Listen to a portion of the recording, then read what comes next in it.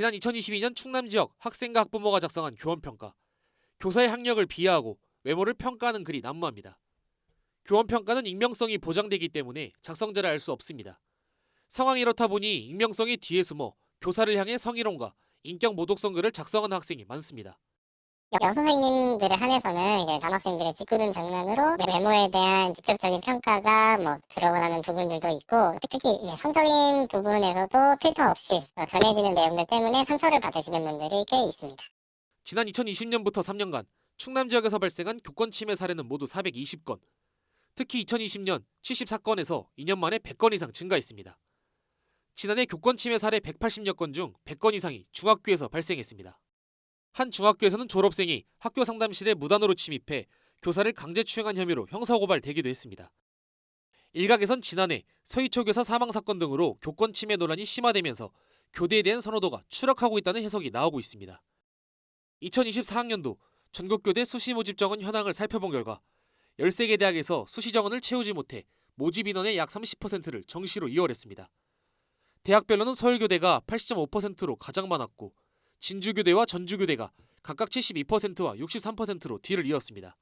예전에는 의대를 포기하고 가는 곳이 이제 교대라는 말들이 있었는데, 이제는 수능 5등급이라든지 정말 미달되기 때문에 모두가 이제 꺼려하는 곳이 돼버렸다라는 게 이제 정확해졌죠.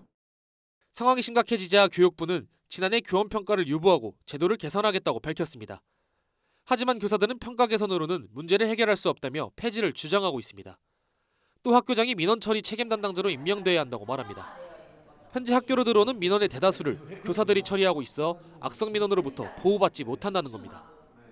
사실상 선생님들이 체감하시는 거는 없으세요. 왜냐하면 실질적으로 바뀐 제도가 아무것도 없기 때문에 교사들이 거리로 나갔지만 바뀐 게 없구나 해서 굉장히 망연자실 하시는 분들도 많으시고 사실 깜깜해 하시는 상황이시죠.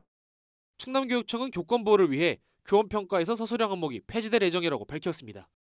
또 교사가 아동학대로 고소당했을 때 교육청이 선임한 변호사가 수사기관에 동행하고 소송비와 심리상담비 등을 지원하고 있다고 강조했습니다.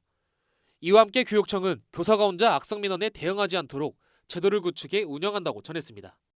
학부모의 악성 민원에 대해서도 교원 개인이 아닌 학교가 대응하는 체제로 전환을 해서 학교장 책임 하에 민원 대응팀도 구성을 하고, 또 학교가 해결하기 어려운 문제는 교육청으로 이관하도록 하고 있습니다. 지난해 업무와 악성 민원으로 교사가 사망하는 일이 잇따라 논란이 된 만큼 새 교권보호를 위한 제도와 법적 개선이 시급한 상황입니다. 헬로티비 뉴스 정호성입니다.